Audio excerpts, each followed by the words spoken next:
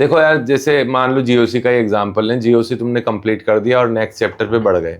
अब टेस्ट आएगा तो टेस्ट में जीओसी आएगा ही आएगा। तो जीओसी का कितना पार्ट आ रहा है उसको तुमको टेस्ट के लिए पढ़ना पड़ेगा, तो ये ऑटोमेटिक रिवीजन हो जाएगा तुम्हारा। टेस्ट के लिए तो रिवीजन करोगे ही करोगे ना, ठीक है ना। फिर कभी 20-21 दिन बाद में टेस्ट आएगा और उसमें जीओसी का बचा हुआ पोर्शन आएगा तो उसका रिवीजन हो जाएगा। और कभी तुम क्वेश्चन एक्सरसाइज 2 कर रहे होंगे और उसमें कोई कॉन्सेप्ट में फंस गए होंगे और यार ये कॉन्सेप्ट मेरे को याद था और वो रह गया, एक बार पेज पलट के वापस देखोगे रिवीजन हो जाएगा, ठीक है। इस तरह से तो अपने आप ऑटोमेटिक रिवीजन तो होता ही होता है। इसके अलावा थोड़ा थोड़ा रिवीजन जो है ना, जैसे 20% रिवीजन जो है उस चैप्टर का, या 10% रिवीजन उस चैप्टर का बीच बीच में करते रहना चाहिए। उसका एक टाइम इंटरवल तुम खुद डिसाइड करो कि मैं संडे टू संडे कर लूंगा, वो तुम्हें खुद को करना पड़ेगा। ये तो शुरुआत में तो चल जाएगा, लेकिन धीरे धीरे जब चैप्टर खूब सारे होने लग जाएंगे तो खूब सारे चैप्टर्स के रिवीजन की जिम्मेदारी आ जाएगी। लेकिन उस समय जो चैप्टर आपने पहले पढ़े थे उसके कई रिवीजन हो चुके होंगे, मतलब 1-2 रिवीजन ज्यादा हो चुके होंगे, और जो लेटेस्ट अभी कंप्लीट ही हुए हैं उसके रिवीजन नहीं हो पाए होंगे इतने, तो वो बैलेंस बैठ जाएगा। इसलिए आप वीक में एक दिन जो है वो रिवीजन का रख सकते हो,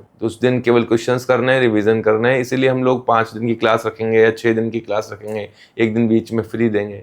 तो उसका रीजन यही है। या जिस दिन टेस्ट है उससे पहले थोड़ा सा रिवीजन करो, मतलब थोड़ा सा वो बिठाना पड़ेगा आपको, वीक में एक दिन तो आपको रिवीजन का देना ही पड़ेगा, ठीक है ना।